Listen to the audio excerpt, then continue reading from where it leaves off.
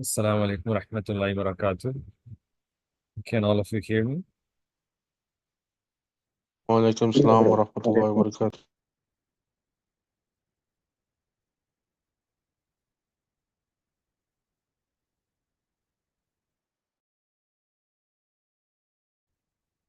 Is the voice okay? जी इंशाल्लाह। जी शेख साहब। Alhamdulillahi Rabbil Alameen. Alhamdulillahi wa kafa wa salamun ala ibadihi allazina istafa. Amma ba'd. أعوذ بالله من الشيطان الرجيم بسم الله الرحمن الرحيم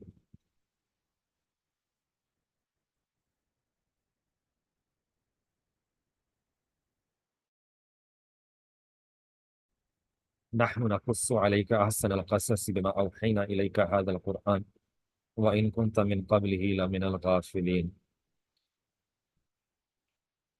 سبحان ربك رب العزة عما يصفون والسلام على المرسلين والحمد لله رب العالمين اللهم صل على سيدنا محمد وعلى آل سيدنا محمد وبارك وسلم اللهم صل على سيدنا محمد وعلى آل سيدنا محمد وبارك وسلم اللهم صل على سيدنا محمد وعلى آل سيدنا محمد وبارك وسلم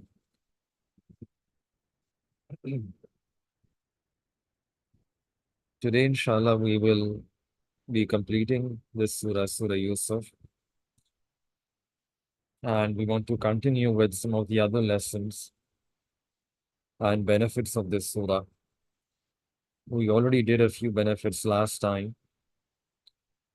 And we'll continue with that list. Inshallah, finish this surah.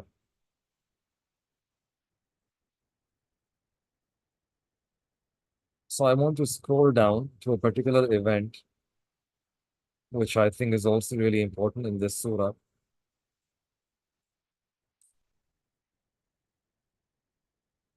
Which is when Sayyidina Yusuf alayhi salatu wasalam was inside the jail.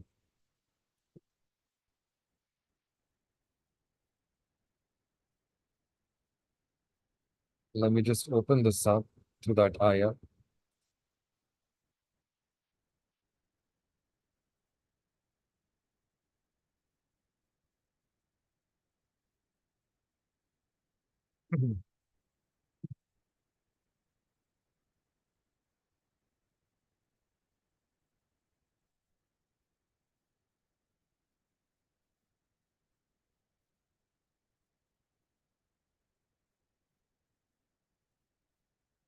So this is verse number 50. And the context of this ayah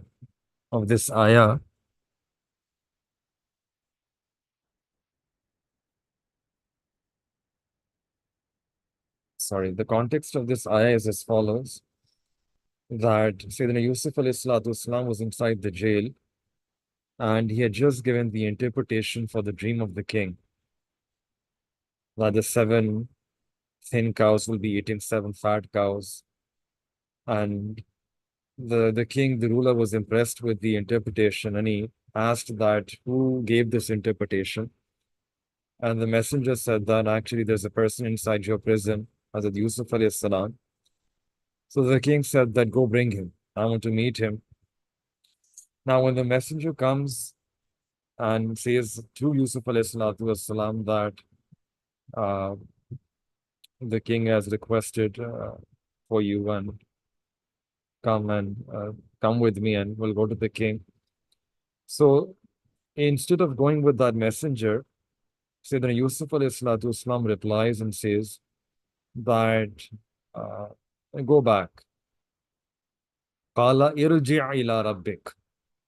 See, these are the words of Sayyidina Yusuf alayhi salam that he's saying to the messenger, that I want you to go back to your ruler, to your Lord, and ask him that ma balu niswatul lati qata'na aydiyahunna. That what is the case of the women who cut their hands, and basically what is the case of the women who accused me of committing this act of indecency. So, what is the case of the women? What does the ruler, the king, think about me in that regard? Now, this, even before I think I mentioned that this shows the nobility and the chastity of Sayyidina Yusuf alayhi salatu wassalam, and his taqwa, that how careful he is, that he wants to ensure that there should be nothing in the heart of the king against him. But at the same time, there is a deeper lesson in this ayah that one should try to defend themselves and one should try to defend their reputation as well. Not many people realize that in the deen of Islam, the deen gives us the right to defend our life, our wealth, as well as our reputation. This is our haqq. This is a person's shari haqq, which is given to them by the deen of Islam, that if any of these three things are being violated in any way, for example, their life, someone is doing zulm upon them, so they should act in self-defense. They should act in self-defense and try to save their life. And if they, in order to defend their life, even if they end up, if they pass away in that act of self-defense, they will be given the rank of a shaheed. Yani, if they pass away in trying to defend their life or their wealth or their honor, they will be given the rank of a shaheed. So this is something that Islam looks at, and Islam wants that one should defend their life, and at the same time one should defend their wealth as well. Wealth or property, something that is owned by you, and another person is unlawfully, unjustly, they're usurping that property or that wealth that belongs to you, you can act in defense. So there's nothing wrong in acting to defend and to take back the property which rightfully belongs to you. This again is according to the teaching of Islam. And sometimes a person might be under this false impression that no, why do you want to fight? Why do you want to take back? Let it go. So it's not that someone slaps you, show them the other cheek. Islam, it's a deen which is for all times and for all contexts, and it's a livable, it's a practicable deen. And it's not always that someone slaps you on one cheek so you present the other cheek, but rather there is an element of adl and justice, justice with mercy. That's the best way to put it, that a person can act to defend themselves, to defend their rights, but at the same time be merciful in their, be soft-hearted, be merciful in their heart as well. So in this case, it's about the honor, about defending the honor, defending your own reputation. In fact, there's another thing which I was doing in another class, to defend your privacy, which is also a person's right. So there is a hadith, very famous hadith, where the Prophet ﷺ, he prohibited that a person should not spy into the homes of others. And if a person finds that someone is spying in their home, and you tell them that go away, don't spy, and if they still continue, then if someone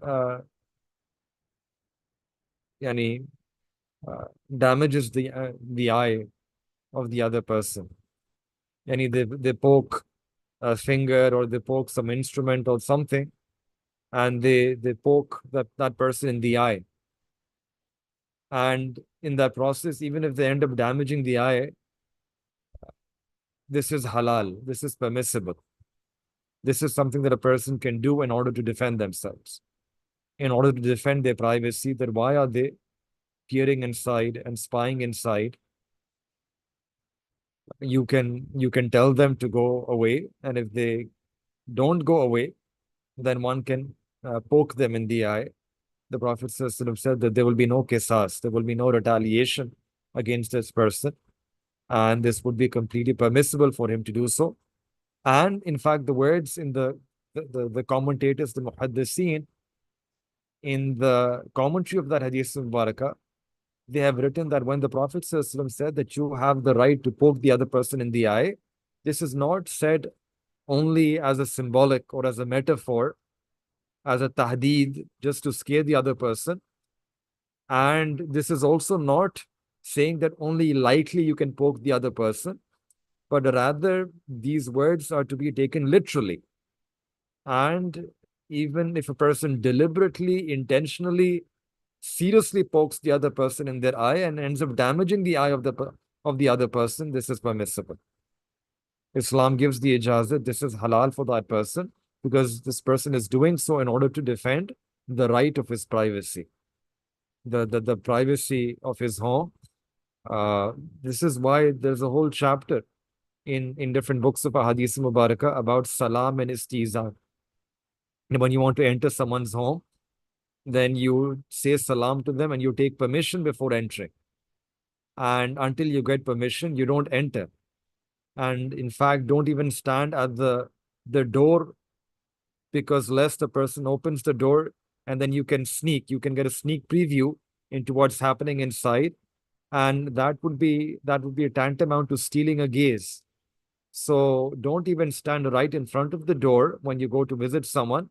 Stand either at the right or the left, so that you don't know what's happening inside. And once you get ijazat and permission, then you can enter, then you can look inside. So that's how careful the laws of the Sharia are. We have this whole bab, this chapter on seeking permission before you enter. So this is a right that the Shariat has given to a person, the right of their privacy. And if someone is violating their right, then they have the option to defend themselves even in that way by poking the eye of the other person.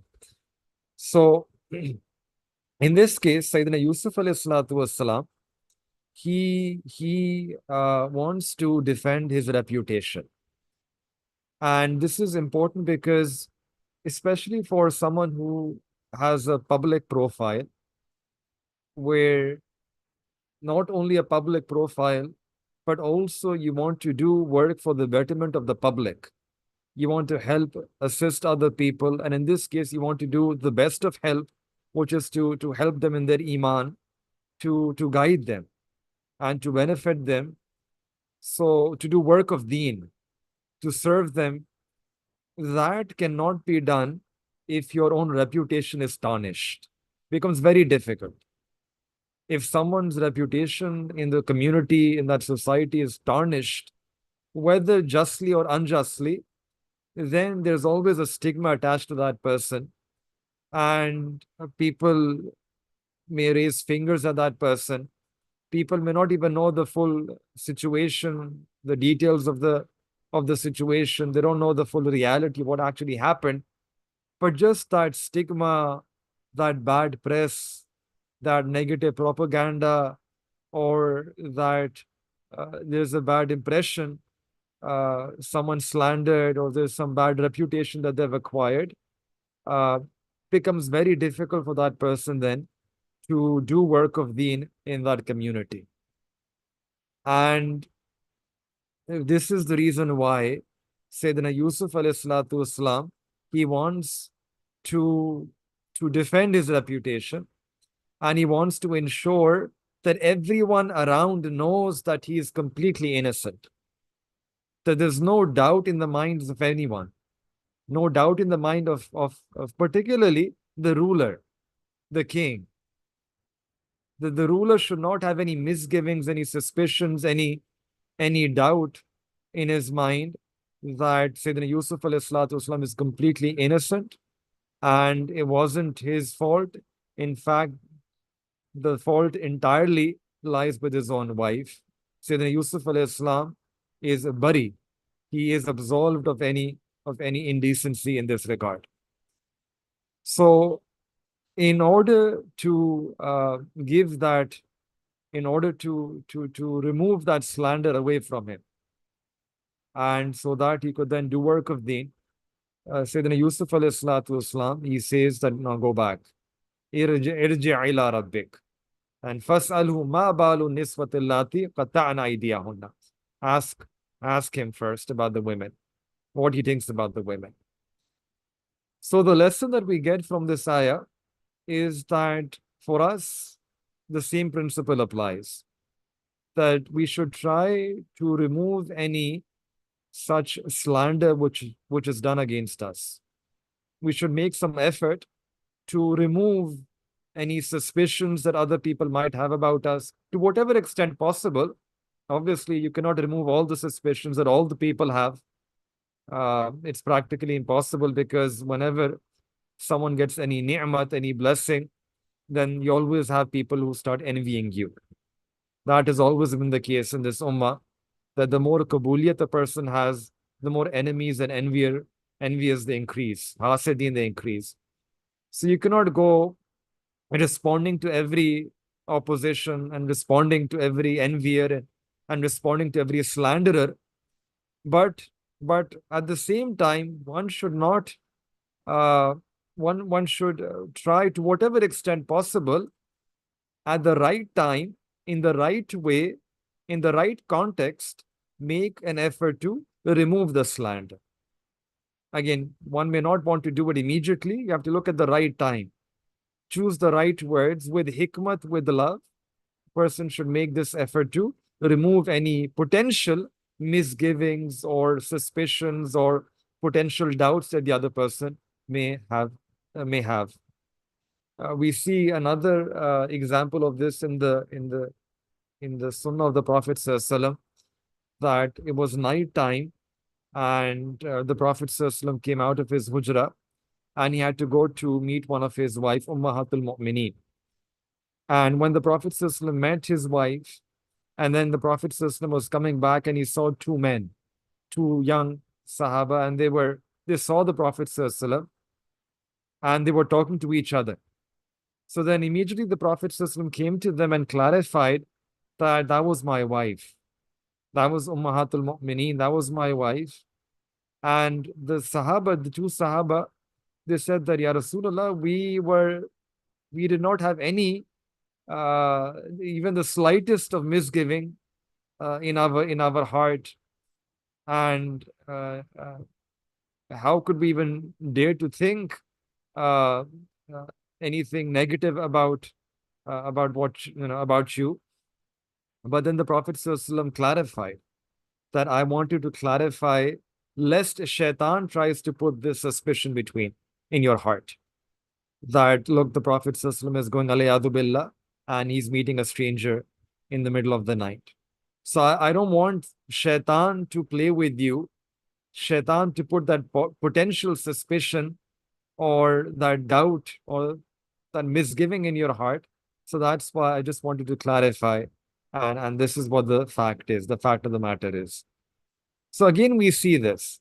This is ihtiyat, and this is what the Prophet ﷺ taught us, that save yourself from tuhmat, from slander, and save yourself from the places of slander as well, from the occasions of slander as well. So it actually goes one step forward, one step beyond slander. That save yourself from putting yourself in such a situation where it becomes easy for the other person to slander you. So this is ihtiyat, and this is part of taqwa. So, don't go to a place where people will start pointing fingers at you. That why did you go there? People might potentially slander you. People might potentially have misgivings about you. To whatever extent possible, avoid such gatherings, avoid such places, avoid such actions, avoid such talk where there is a potential for slander. So this is a particularly important teaching here, and we can see how practically relevant this is in our time, in the world of social media, one has to be really careful. Be really careful about their deeds and be really careful about their words and deeds. That choose words which are unambiguous, which clearly they convey what the intended meaning is, and avoid putting yourself in situations where other people can raise fingers against you. Have as much ihtiyat and caution as possible. This brings a person closer to taqwa. There is another hadith where the Prophet ﷺ said that al halalu bayyin, that the halal things are made clear and the haram things are also made clear.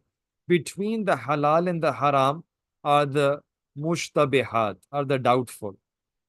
And whoever leaves the doubtful, this is taqwa. Whoever leaves the doubtful, this is the taqwa. One should be wary of indulging in the doubtful, for this can eventually lead a person to indulging in the haram as well.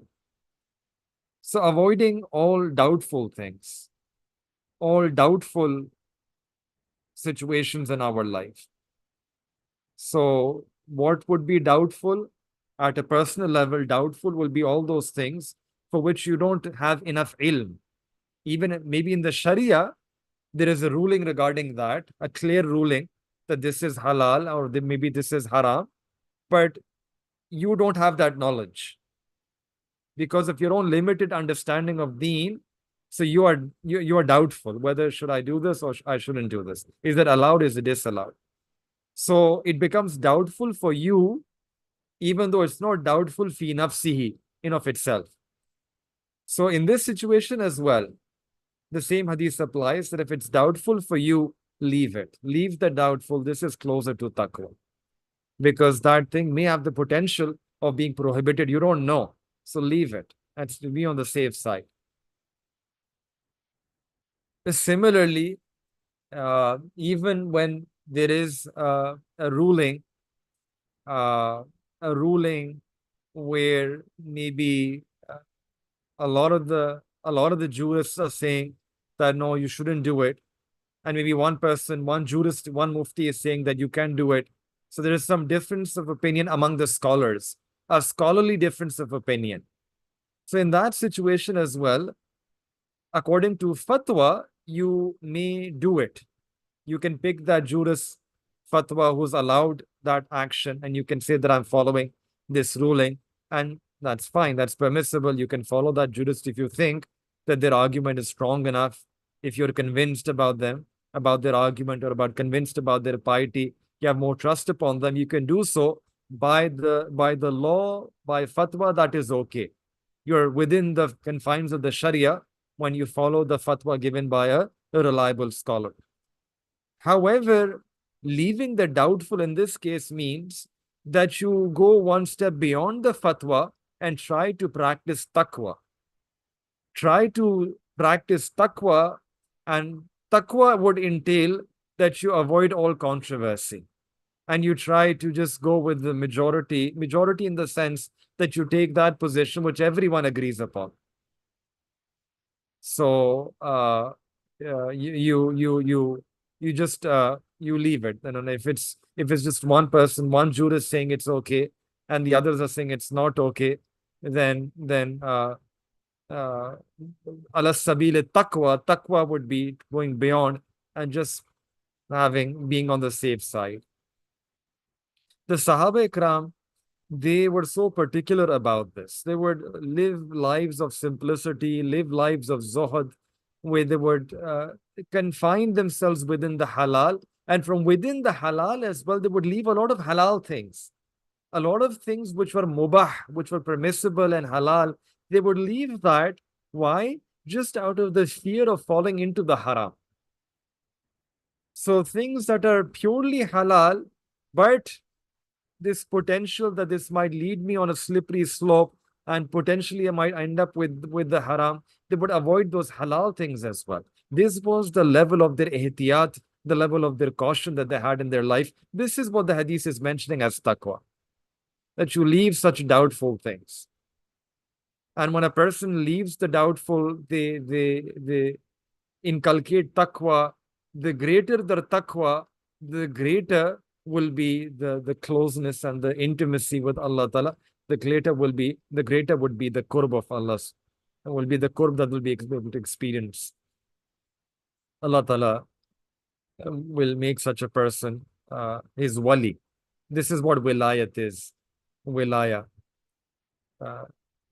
Where a person when they become this wali of Allah Ta'ala, then Allah subhanahu wa ta'ala, la khawfun alayhim wa la hum yahzanun, that there is no khawf. Allah saves them from all threats and fears in the outside world.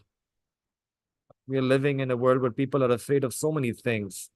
Afraid at job, bankruptcy, war will erupt, some crisis, financial crisis will happen, breakdowns will happen, will be a world, catastrophe, so many threats, so many fears that a person, they experience. And Allah is saying, La khawfun alayhim. For a wali of Allah, Allah gives them serenity. Allah gives them tranquility. Allah saves them from all kinds of external fears. And walahum yahzanun, Allah saves them from the huzn, from any inward sadness or anxiety. Again, people take antidepressants and they have anxiety attacks and stress disorders and depression and melancholy and sadness, and sometimes end up even taking their own life. Allah says that for a wali of Allah, Allah will protect that person from all types of inner sadnesses and griefs and sorrows as well. Allah gives nafs mutma'inna. Wali is a person who is blessed with nafs mutma'inna, where the nafs is a tranquil soul. It's a soul which has experienced serenity, and that serenity and tranquility comes from being content with Allah. It's a soul that is living in contentment with the decree of Allah, knows that everything is in the hands of my Allah. It's in the hands of my Rabb. And that gives contentment to the heart of a person. It gives itminan to their heart. This is the rank of a wali. And the way to get this wilaya is, Allah says, وَالَّذِينَ آمَنُوا وَكَانُوا يَتَّقُونَ. The wali has iman, as a person of iman, and a person of taqwa. So there is a great merit in having taqwa, great merit in trying to practice this as our philosophy of life, that you try to stay safe. Save yourself from such actions, such words, such situations, such companies, such gatherings, which can potentially lead to slander or people having misgivings about you. This is something that we learn in this ayah.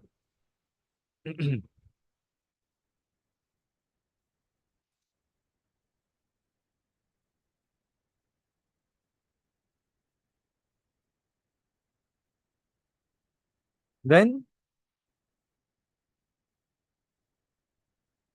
a few lines later, when Sayyidina Yusuf alayhi salatu wasalam comes out and he meets the king, and the king says that innaka al-yawma ladayna makinun amin, that today you are well placed with us, we fully trust you. So now the king doesn't have any misgivings, has in fact nothing but praise for Sayyidina Yusuf alayhi salam. There's nothing but honor and izzat in his heart for Sayyidina Yusuf alayhi salam. Is impressed by the chastity, by the loyalty of Sayyidina Yusuf alayhi salam. So then there's another significant point here, that Sayyidina Yusuf alayhi salam says to the king, قال اجعلني على خزائن الأرض إني حفيظ عليم, that appoint me to supervise the treasures of the land. I am indeed a knowledgeable keeper.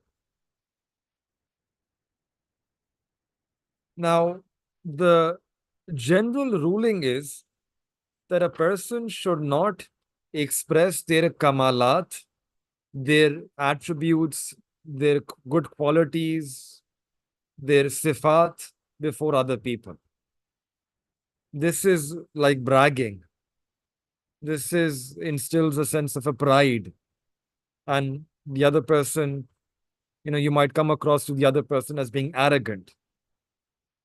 However, there is a situation, there is a one exception, which is here, which is that when there is a shari'i reason, when there is a religious reason, and that shari reason could be that you want to, in the larger interest of the community, in the larger interest of the society, you want to benefit the society as a whole. So in the larger benefit and interest of the community, to give them, to serve them, and to give them benefit, in that case, for that goal, with that intention, one can express their good qualities to other people. It becomes permissible for them if by expressing their good quality, good attributes, they can then, this can lead to a greater benefit for the community at large.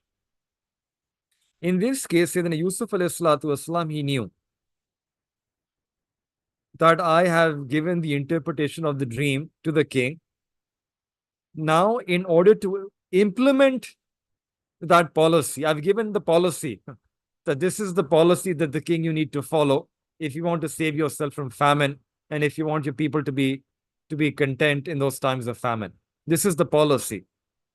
But at the same time, Sayyidina Yusuf alayhi salam, he knew that this policy needs to be implemented, and he couldn't see anyone in the ranks of the king and his ministers who had that ability to be able to implement the policy in a way that it should be implemented. He felt that it would be difficult for the people to implement the policy. It will be difficult for the king to implement the policy.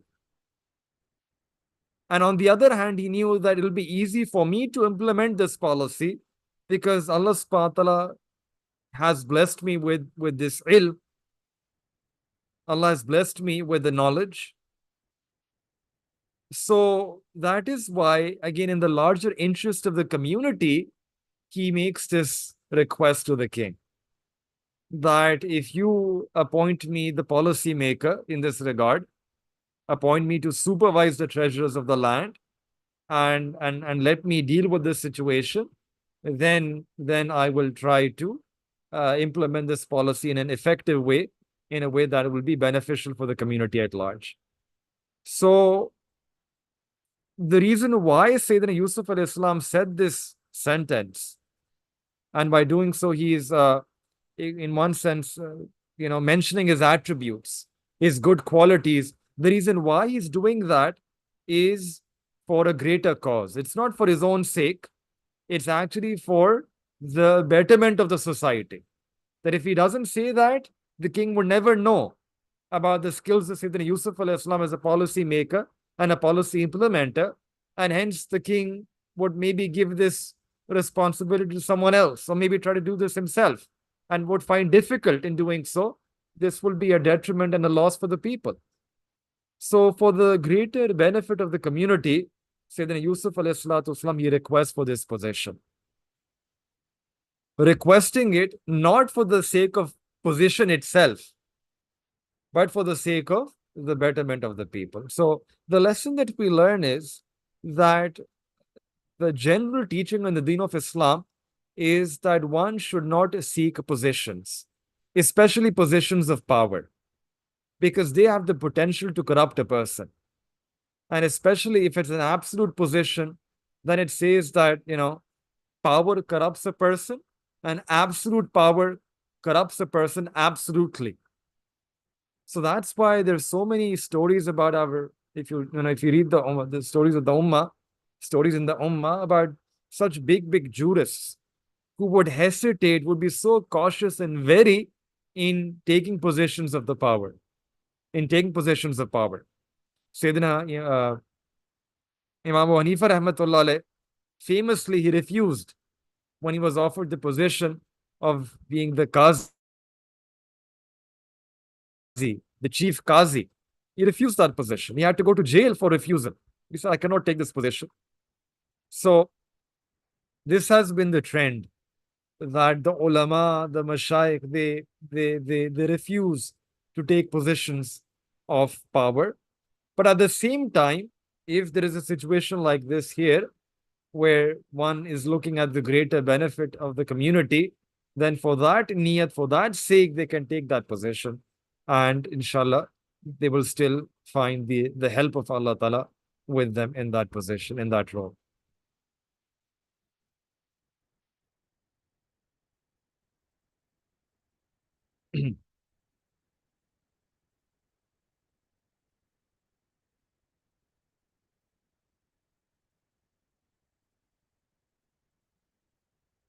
Then another lesson is that in this whole story we learn that Allah subhanahu wa ta'ala,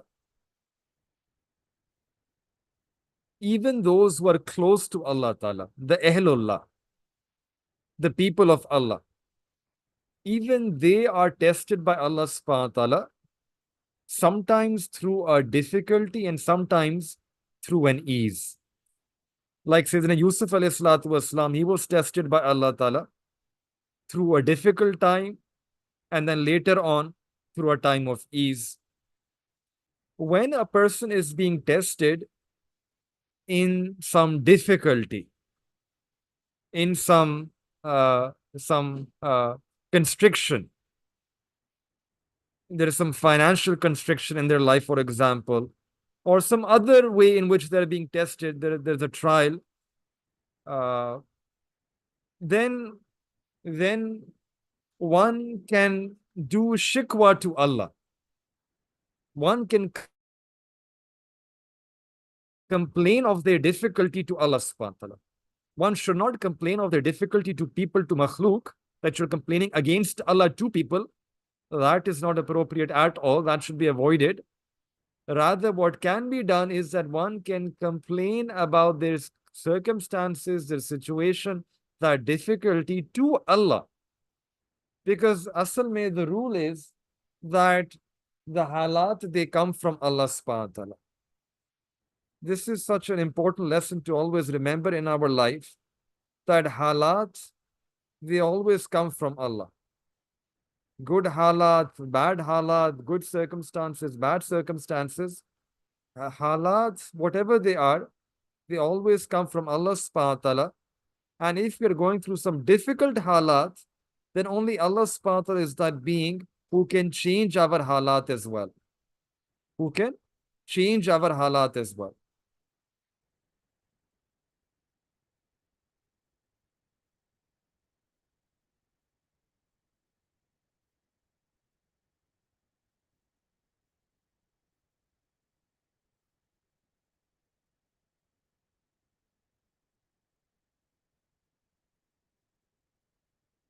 We should remember that, many people ask that there's so many worries in our life. What should we do? There's so many tensions in our life. What should we do? We are worried about our son. We are worried about our daughter, worried about our spouse, worried about our job, worried because of some relative, someone has done something to us. Some people have envy and grudges against us. So remember something, that this dunya is a place of worries. This dunya is a place of worries. And if we are living in this dunya, there will be some worry, there will be some test that will come in our life.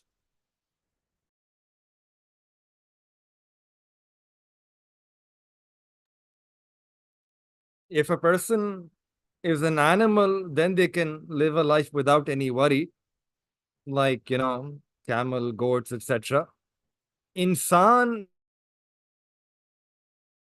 human being, if a person is a human, then part of the package of being a human is that in this dunya we will have our share of worries. Surely, definitely, Allah says in Quran that we will test you. We will test you sometimes by giving, we'll test you sometimes by taking away, by a loss. Loss in your wealth, loss in your health, loss of some loved one, loss in your job, some loss. You will be having worries. You will have worries for sure in this life. However, subhanallah, the difference could be that some people may have a worry about this dunya alone. They're just surrounded by worldly worries. And there are some fortunate people who have worries about their deen. They're worried about their deen, worried about their relationship with Allah, worried about their salah, worried about their akhirah. So, either way, a person will have worries, but yes, the nature of worries could be different. But every person will have their share of worries. But at the same time, the Shariat gives us the remedy for our worries. The best remedy for worry, the best remedy, the most effective antidote for worries is to turn to Allah Ta'ala in dua. That's the best treatment. To turn to Allah subhanahu wa ta'ala and make dua. To always remember that insan can neither create any halat, insan cannot create situations, insan cannot remove situations. These difficult situations, they come out of the permission of Allah and they will be removed out of the permission of Allah. They come by the permission of Allah and they will go away by the permission of Allah.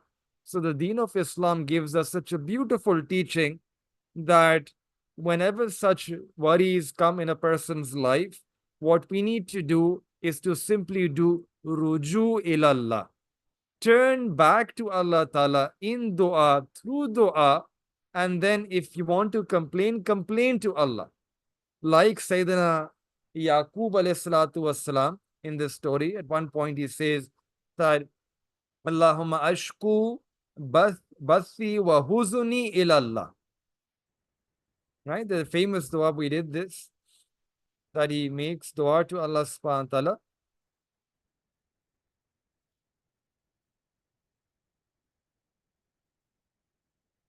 Innama ashku fasabrun jameel. Here, verse number 86. Innama ashku bathi wa huzni ilallah. That I complain, do not complain of my anguish, my worry, and my sorrow to anyone but Allah.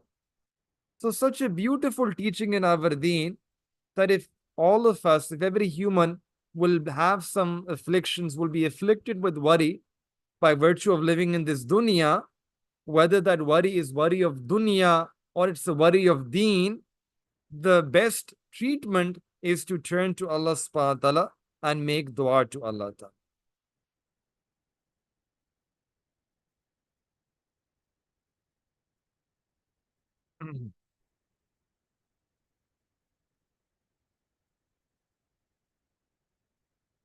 On this point, there is a story that our Sheikh mentioned. The Sheikhul Hadith Maulana Zakaria Rahmatullah alayh, there came a point in his life when he had a lot of debt against him. He was indebted. And he had to repay that debt. So there was one gathering where Hazrat Maulana Ilyas Rahmatullah alayh, the founder of Tablighi Jamaat, he was there. And Sheikhul Hadith Maulana Zakaria Rahmatullah alayh, he was also there. And Hazrat Maulana Hussain Ahmad Madani Rahmatullah alayh, he was also there. All three were there. So Hazrat Maulana Ilyas Rahmatullah alayh, he said to Hazrat Madni Rahmatullah alayh that, Zakaria has a lot of debt. He's in a lot of debt. He needs to repay a very large amount of money. So make dua that he is able to repay his debts.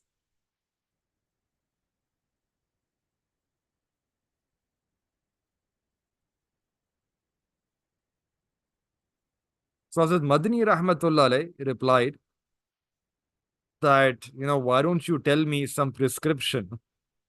Why don't you give me some prescription through which whatever I say, Allah will accept? Whatever I say, Allah will accept. Why don't you write such a prescription for me?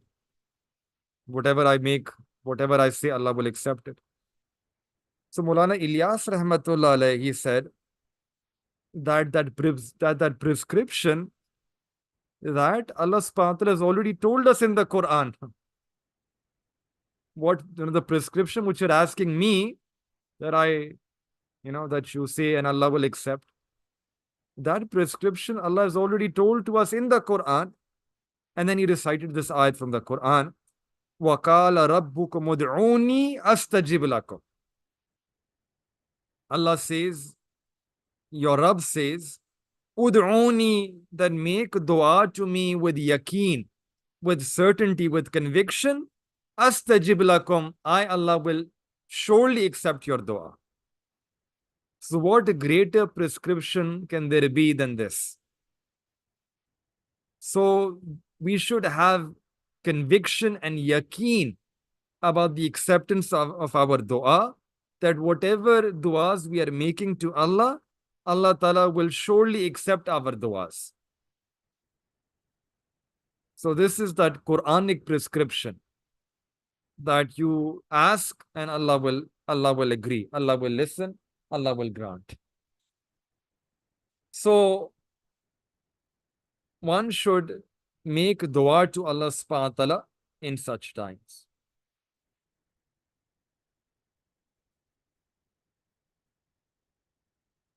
And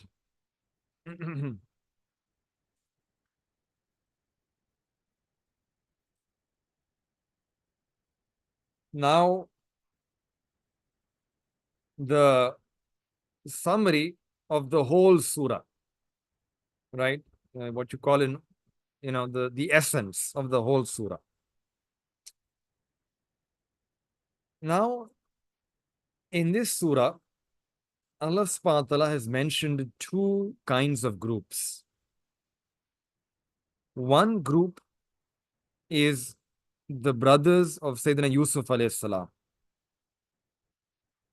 And the other group is Hazrat Yusuf alayhi salatu wasalam himself, alone. But he alone was also like a group. Like Sayyidina Ibrahim alayhi salam was alone, but Allah says about him, Inna Ibrahima kana ummah. That Ibrahim is one ummat. Alone is an ummat. It's like a jamaat. So some people are like that. They're alone, one person, but they're like an institution in their own right. So Sayyidina Yusuf alayhi salatu wasalam was all alone, but in his own personality, in his own being, he was like a whole institution, a whole group. So two groups. Now, the first group, the brothers of Sayyidina Yusuf alayhi salam, Ikhwani Yusuf, when they were presented with an opportunity to commit a sin, so what they decided was that let's commit this sin right now, and later on we will make tawbah and we will become pious. And that is what they did. They had envy against Sayyidina Yusuf alayhi salam. They decided that let's throw Sayyidina Yusuf alayhi salam inside the well, or let's kill him. And then later on, we will make tawbah and we will become pious, we will become righteous. So that is what they did. They committed the sin, thinking that now later on we will make tawbah and will become pious. But the result of that was that Allah brought them down. They were disgraced and humiliated in the dunya. They had to come as beggars and ask, Fatasaddaq alayna, please can you give some sadaqah to us? We are afflicted. by this famine. We don't have any money to give you, but we want full share from you. They were afflicted with that disgrace. On the other hand, the second Jamaat, which is Sayyidina Yusuf alayhi salatu wasalam, when he was presented with an opportunity to commit a sin, he immediately replied and said, Qala ma'azallah, I seek refuge in Allah. And he saved himself from that sin. And as a result, Allah subhanahu wa ta'ala gave him izzat. He was also presented with the opportunity to sin. Zulaykha, just seducing him. But he responded in this other way. Ma'azallah, I seek protection from Allah. Allah gave him izzat, Allah gave him honor, Allah raised his rank up. So in this surah, the lesson that we learn is that whoever commits a sin, eventually they will feel the sting. They will be stung by that sin. They will experience the negative repercussion and the consequences of that sin in this dunya. In this dunya, we're not speaking about akhirah. In this dunya, they will feel the negative consequence of that sin in one way or the other.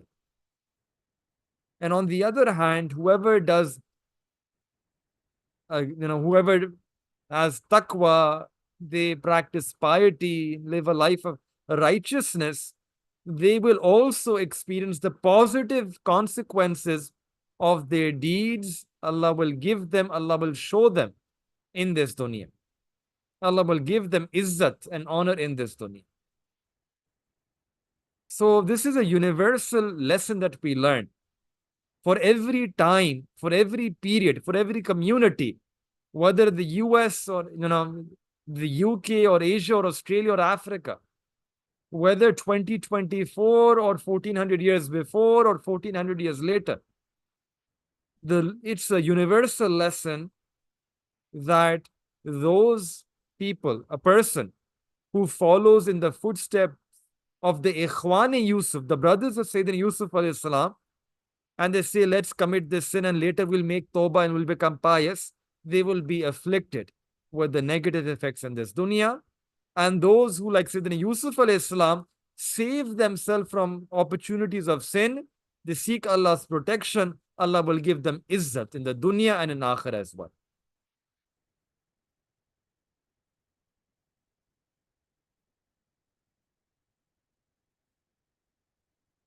Additionally, another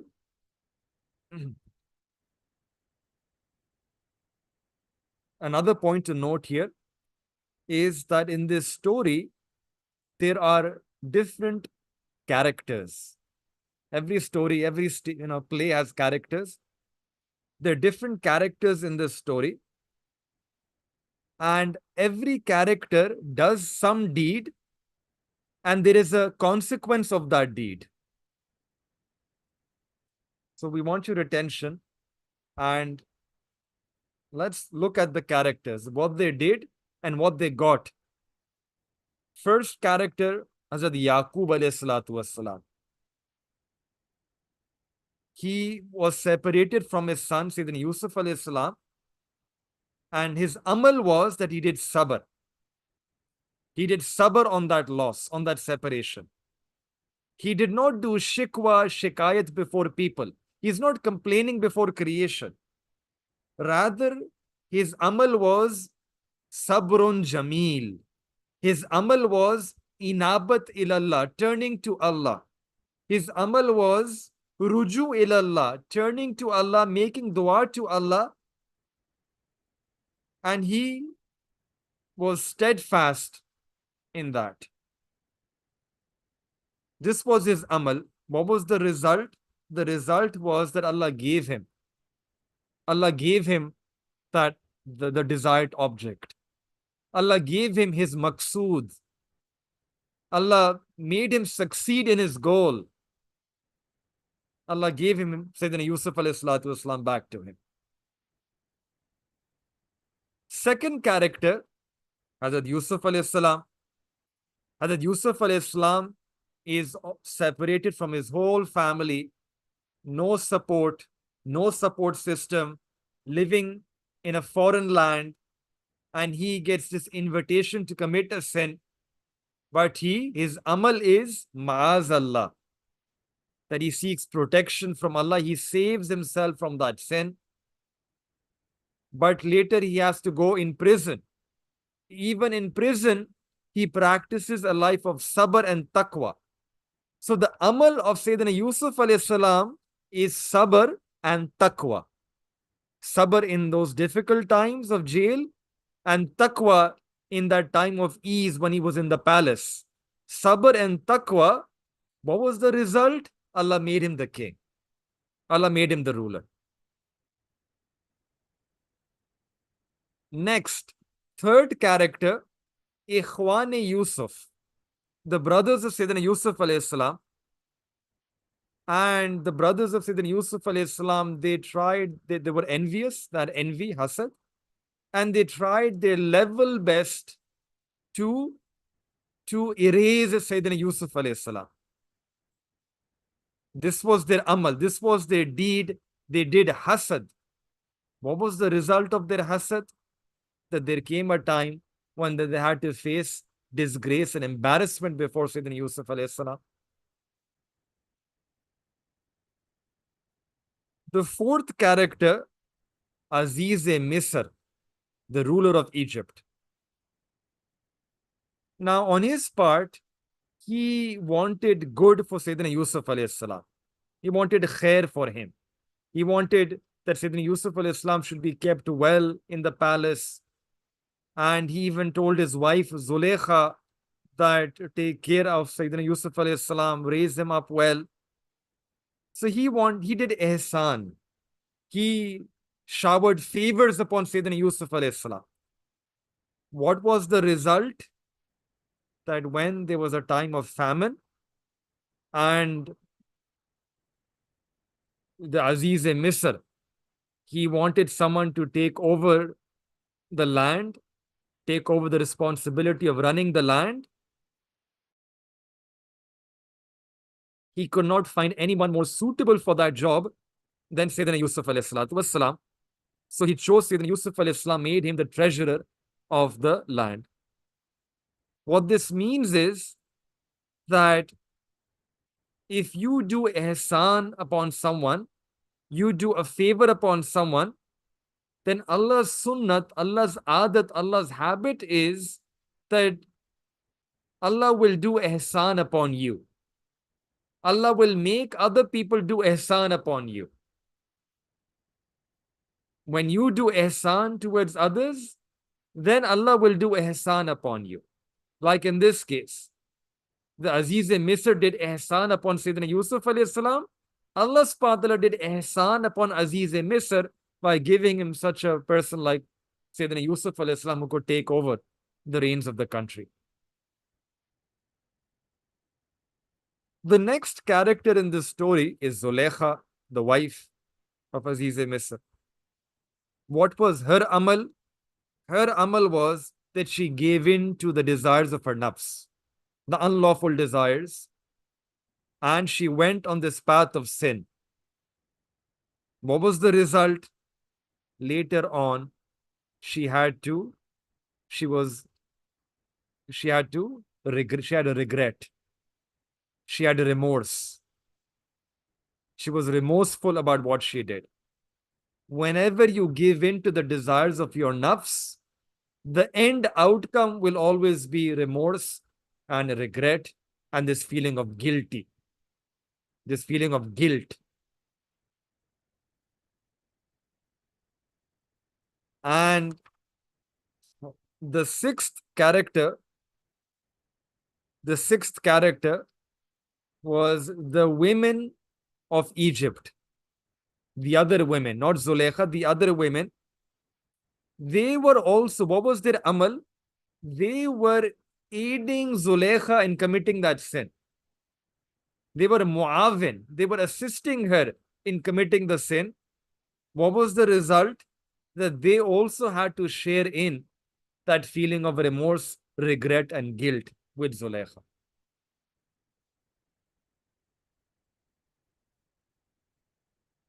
So Allah subhanahu wa ta'ala gave us these 6 characters in this surah, in this story.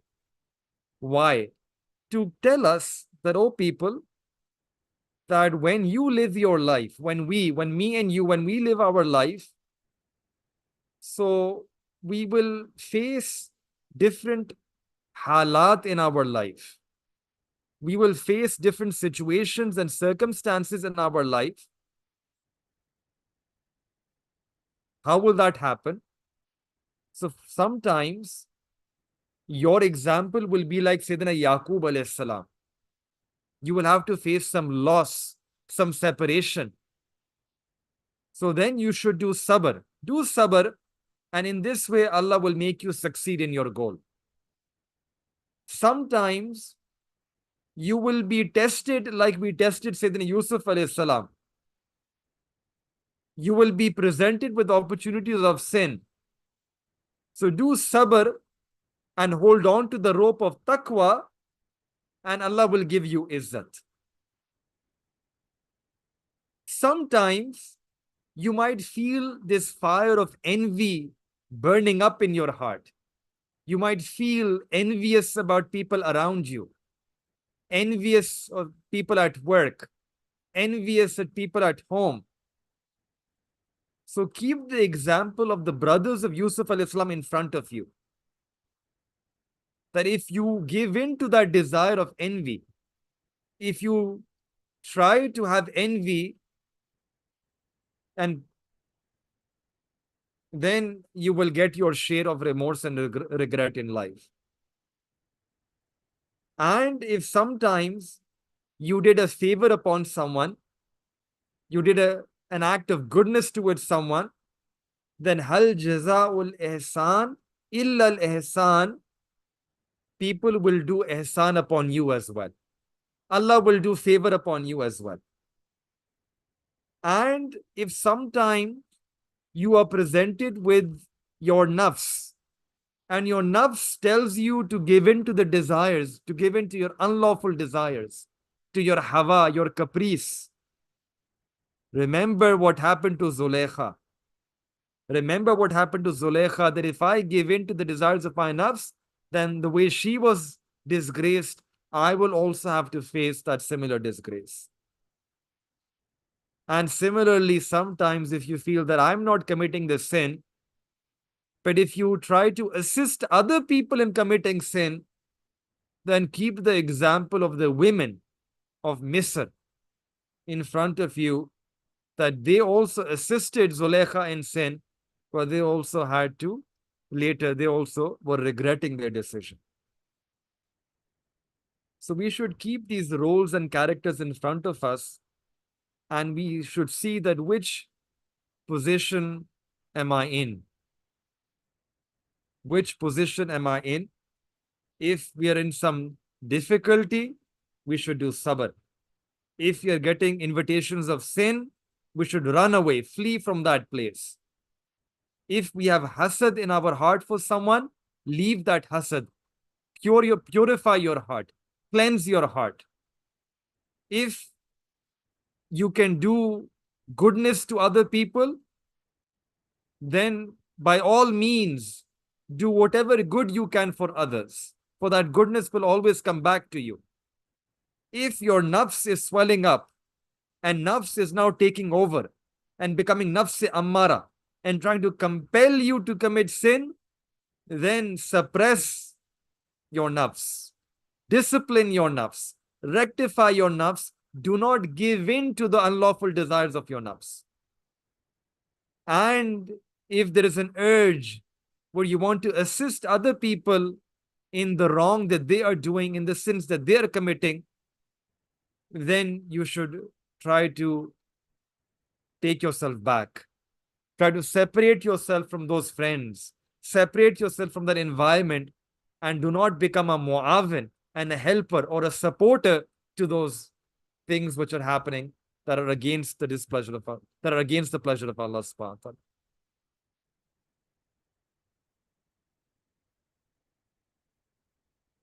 Many times we see that a mother, let me generalize this, a mother she has a child, a son, and the son is not speaking to his mother. The son gets married and now it doesn't come back to his parents.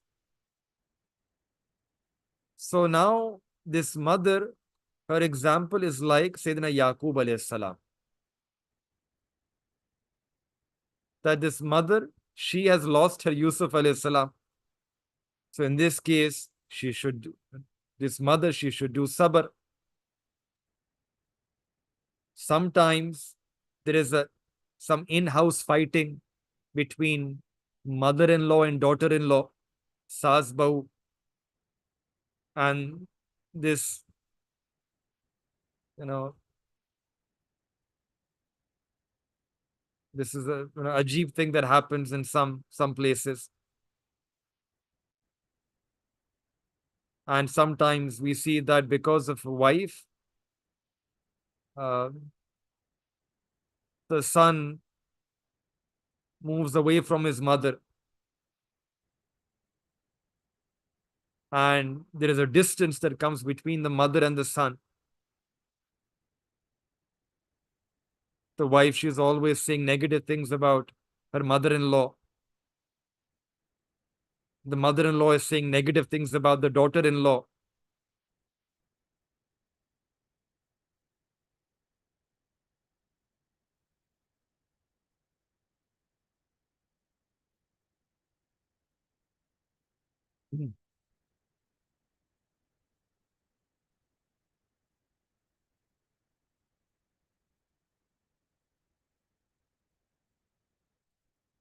So in all of these situations, Allah Ta'ala has told us that this surah, this story is Ahsanul Qasas, giving us a lesson that wherever you are in your stage of life, if you reflect, if you pause, you will see that your life will resemble some character from this story.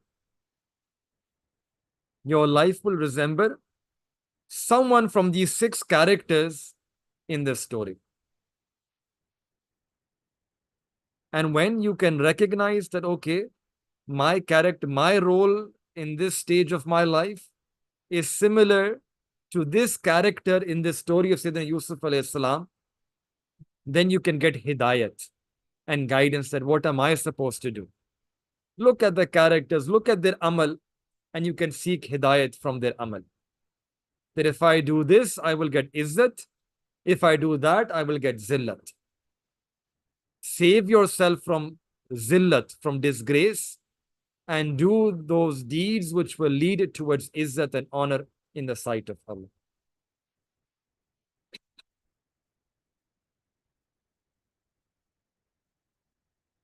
And now the last thing, the last lesson, another beautiful lesson that our mashayikh have extracted from this surah. What is that lesson? To understand that lesson, there's a term which we need to understand first. That comes in the Quran as well. Khalifatullahi fil ard. Khalifatullahi fil ard. To become a Khalifa, a deputy of Allah Ta'ala on the face of this earth. Allah subhanahu wa ta'ala has made a mu'min, a believer, a true believer, has given this rank to a true believer that they are the Khalifatullahi fil ard. They are the deputies of Allah Ta'ala on the face of this earth.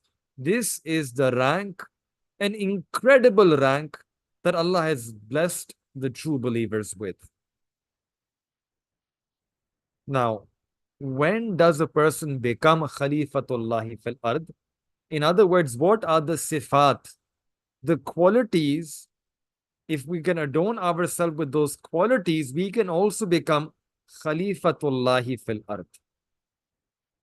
Who is known as a Khalifatullahi fil ard?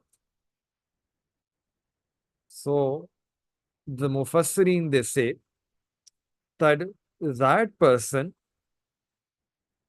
to whom Allah subhanahu wa ta'ala gives Husne Surat and Husne Sirat is known as Marde Kamil.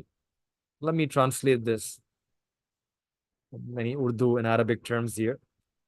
That person to whom Allah subhanahu wa ta'ala gives excellence in his appearance, in his surah, and Husne Sirat, excellence in his inner character. Any beauty in outer character, in outer appearance, and beauty in inner character. A person who combines these two qualities or sifat is known as Marde Kamil, a perfect man, complete man. So this is one terminology, perfect man or a complete man, Marde Kamil. Then, if a person can further get two more qualities, which two qualities? Number one, Ilme Kamil,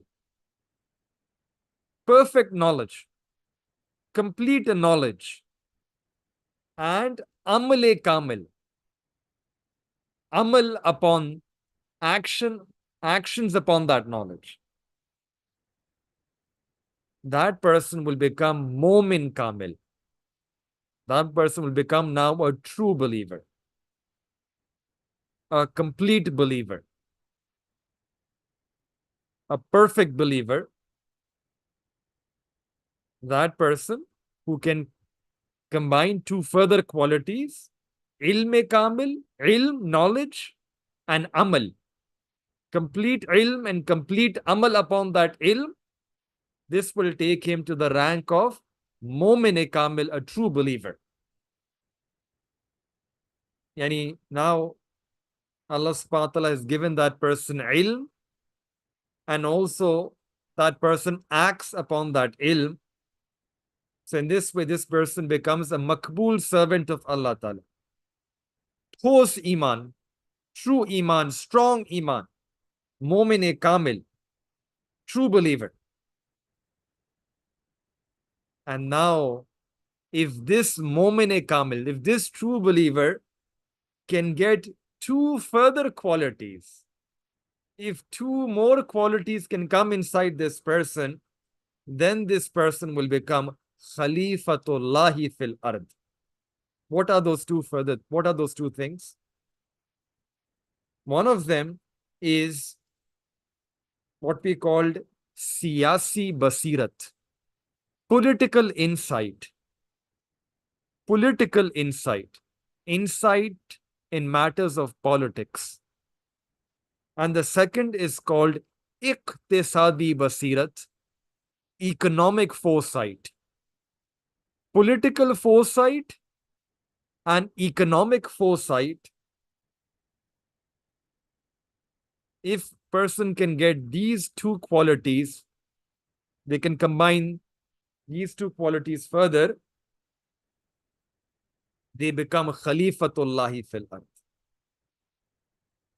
So in other words, Mu'min, true Mu'min, his rank is lower than Khalifatullahi fil ard. The rank of Khalifatullahi fil ard is the most exalted, is the highest.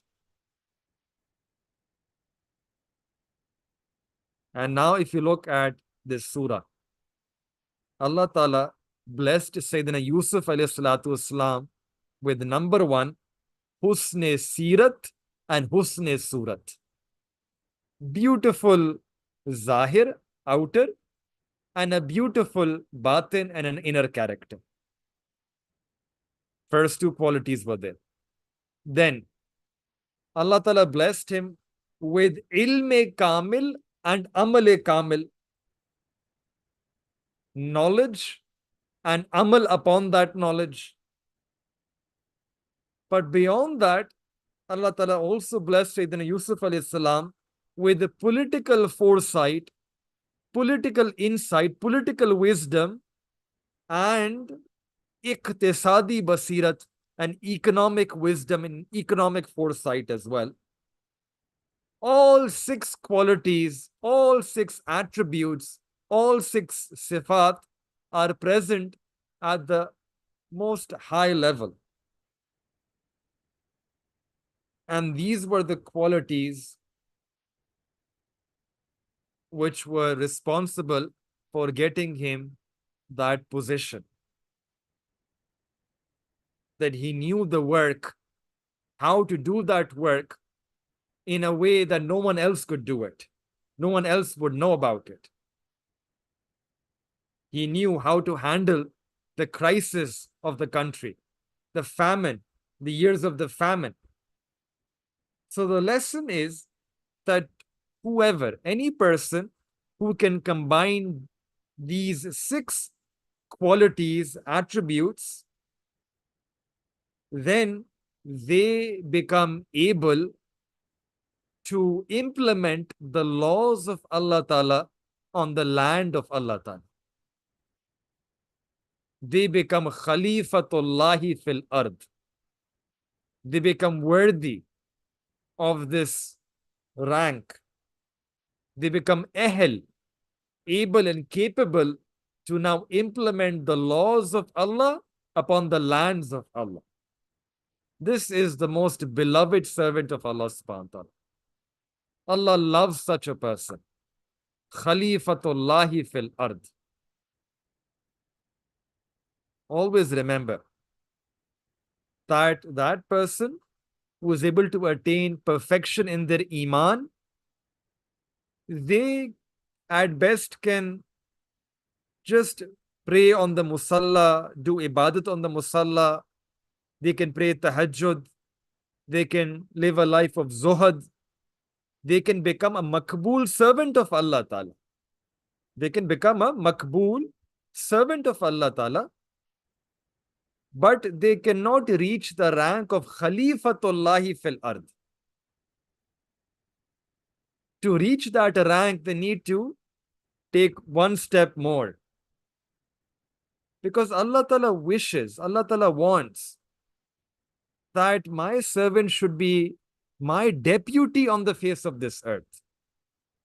They should implement my laws on my land. And with such a person who is a Khalifatullahi wal ard, that person will have the assistance of Allah Ta'ala with him. Allah's support, Allah's help, Allah's madad, Allah's assistance is with them. The dalil for that is in the Quran, Azim o Shan. Allah says in Quran, وَعَدَ اللَّهُ الَّذِينَ آمَنُوا مِنْكُمْ وَعَمِلُوا الصَّالِحَاتِ لَيَسْتَخْلِفَنَّهُمْ فِي الْأَرْضِ كَمَا اسْتَخْلَفَ الَّذِينَ مِنْ قَبْلِهِمْ وَلَا يُمَكِّنَنَّ لَهُمْ دِينَهُمْ الَّذِي ارْتَدَى لَهُمْ وَلَا يُبَدِّلَنَّهُمْ مِنْ بَعْدِ خَوْفِهِمْ أَمْنًا يَعْبُدُونَنِي لَا يُشْرِكُونَ بِي شَيْئًا وَمَنْ كَفَرَ بَعْدَ ذَلِكَ فَأُولَئِكَ هُمُ الْفَاسِقُونَ.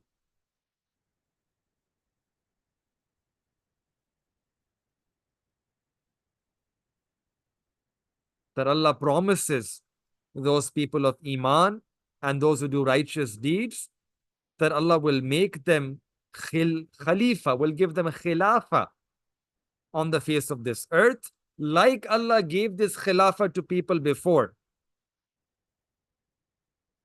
So we see this. And we also see this in the lives of the Sahaba Ikram.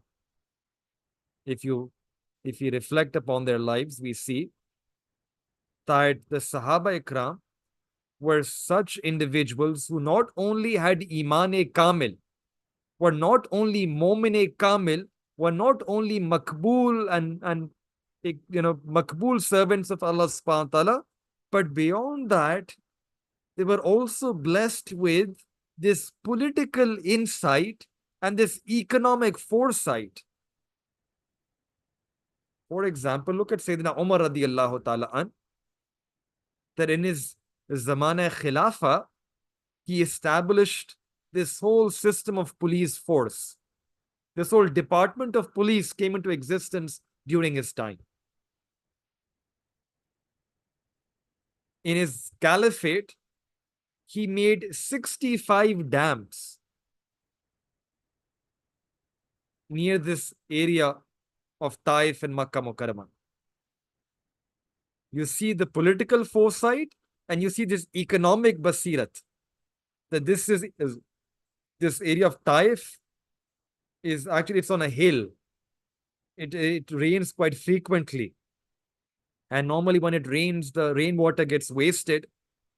He wanted to use that rainwater for irrigation purposes. So he used and he built dams. There are 65 dams in that region alone.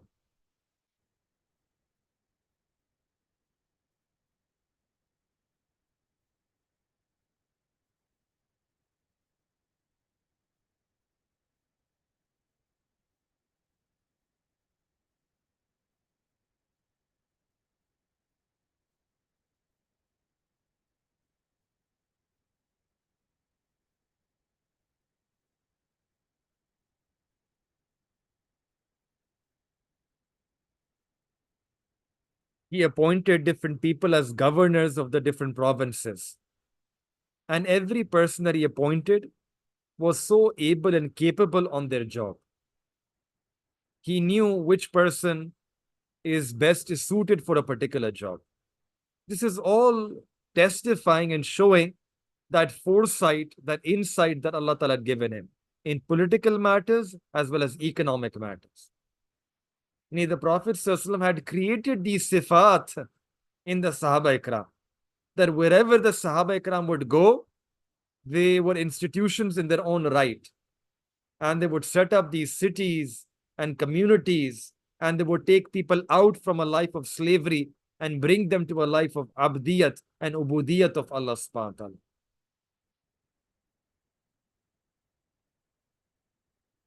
So the hakikat, the reality is that when this mu'min kamil, true believer, takes that next step and becomes Khalifatullahi fil ard, then that person has the help of Allah subhanahu wa ta'ala with him.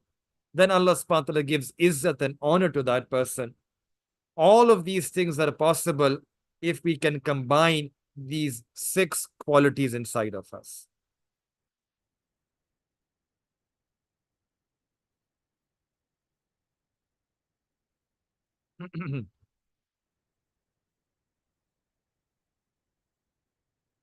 So we should try to recognize who we are as we end this surah.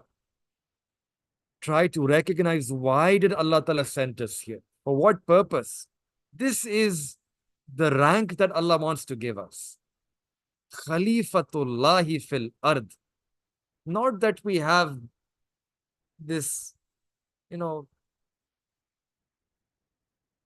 begging bowl in front of us and we're begging other people. We're not created for that. We are created to take from Allah and to give to people. Allah's treasures are immense. Become that person who can take from Allah and distribute among the people. We have this nisbat. So may Allah subhanahu wa ta'ala enable us to follow in the footsteps of this legacy of our deen. The legacy of Anbiya alayhi salatu wassalam, the legacy of those who were truest to the Anbiya alayhi salam, the Sahaba Ikram, the legacy of these people who are Khalifatullahi fil ard, whose reason for existence, for living on the face of this earth was that we want to implement the laws of Allah on the lands of Allah. This is their motto of life. This is their vision. This is their mission. This is their statement. This is their life. This is their goal.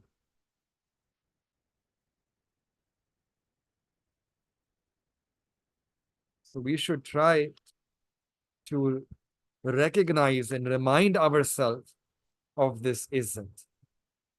And and as we end, we today we make niyat that, Ya Allah, whatever sins we have done up till now, Allah, we make a true tawbah, we make a true, comprehensive, complete tawbah for every sin that we have done. And Ya Allah, we ask you that just like you gave these 6 qualities to Sayyidina Yusuf alayhi salatu wasalam, Allah grant us these 6 qualities as well. Allah inculcate these 6 attributes within us as well, so that we can also uh, do work of deen in a way that is pleasing to you. Allah grant us also this maqam of Khalifatullahi fil ard. Allah take us out and take the entire ummat out from the zillat, from this disgrace. And Allah grant us a life of izzat, a life of honor, a life of respect. Ya Allah, take us out from a life of sin and life of sin, of ghafla, and a life of fisk and fujur. And Allah grant us a life of your rada, a life of your zikr and a remembrance and your rida. This is our niyat and this is our dua. And the purpose, again, the main reason why we picked this surah was, and we sort of spent some time mentioning the fawaid and the benefits of this surah, is so that we all have an example before us. We have the example before us. Someone asks us that what is your ideal? We can say that our ideal is to become someone like Sayyidina Yusuf alayhi salam. We can say that our ideal is to become someone like the Prophet sallallahu. Our ideal is to become someone who is a Khalifatullahi fil ard. That is my ideal. That is my mission. That is my goal of life.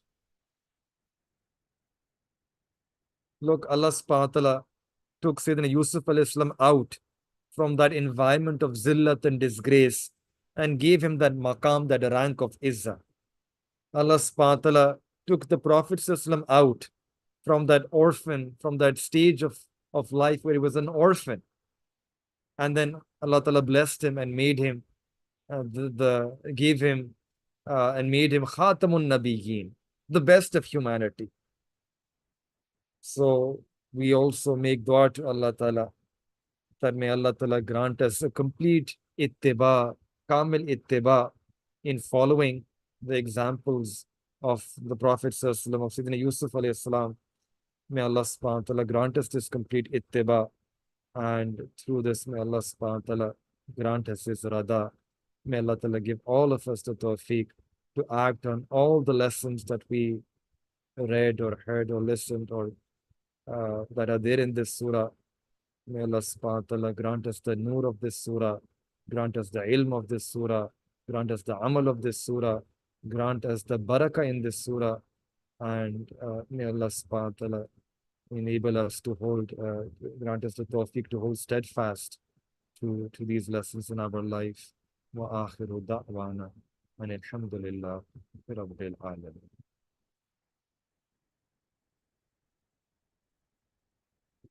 Inshallah, next week we will start another surah, and we will also be given a chance, inshallah, to write a paper on this surah as part of your test or exam. Inshallah, we'll try to give you an opportunity to write something about this surah, so that inshallah we'll see that all of you followed along. And if you have any further questions about this surah, you can also ask us here today or later, or email us. So alhamdulillah, this completes our surah, and after this inshallah we'll now begin with another surah. Jazakumullah khair wa ahsanal jazak.